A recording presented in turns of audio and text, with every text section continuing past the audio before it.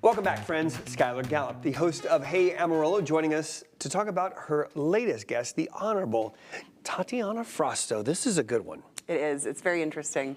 I love being able to talk about the judicial system with experts because it's very complicated, but also very human, and in ways very logical, and in ways can be very compassionate. And so I think that was kind of the one of the many reasons, in fact, that I approached Judge Frausto. But it resulted in a really nice conversation. I'm curious because I don't know much about her growing up and prior to her being the Honorable Tatiana Frausto.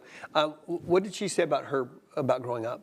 I did not know this background either, and I love a surprise, right? Yeah. She grew up in Louisiana, and in fact was living in New Orleans during Katrina. Okay. So we have that surprise conversation. She recalls that experience very honestly and vulnerably, and I appreciated that.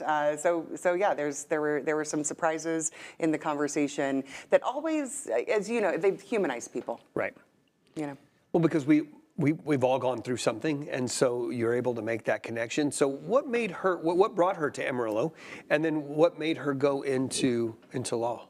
Well, she married a boy from here. Okay, that'll do it. That's right. When she was in law school in Tech, she also, to answer your question about why she went into law, she tells this wonderful story about walking across the stage at her kindergarten graduation, and everybody expected her to say one thing, and as kids sometimes do, said a completely different thing, and turned out that was the correct answer for her.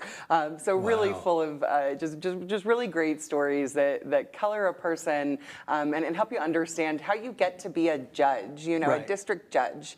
We also talk about, I kind of said, like, you know, we teach our kids, like, who am I to judge? And it is, in fact, her job.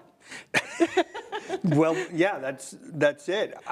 For me, I've always wanted to know what the inner workings of what they have to deal with, what they experience on a day-to-day. Yeah, and that's fascinating. You know, the expertise of not just an attorney. She was a practicing criminal and family law attorney. So like they're all cool, I guess, but like the cool ones, you know. She had a full career of that before she was appointed by the governor to fill an unexpired term from her retirement.